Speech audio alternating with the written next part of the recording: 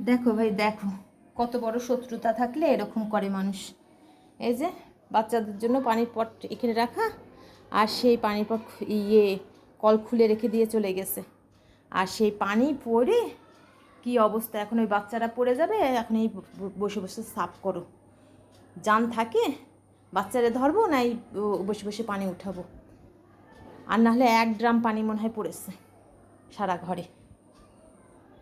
কি অবস্থা মানুষের, যে মোবাইল দেখবা এবার কাম দিয়ে যাব, যে বসে বসে কাজ করবা, মোবাইল দেখে সময় কাটাও, বলি শোনো না, এবারে এমন কাজ করে দিয়ে যাব যে তোমার মোবাইল দেখা বন্ধ। এর মধ্যেও কাজ করি, জ্বালার শেষ নাই। অত্যাচার যে কীভাবে হয়, আর কত রকম মানুষ যে অত্যাচার করতে পারে নীরবে নীরবে, তা এইসব দেখলে বোঝা যায়।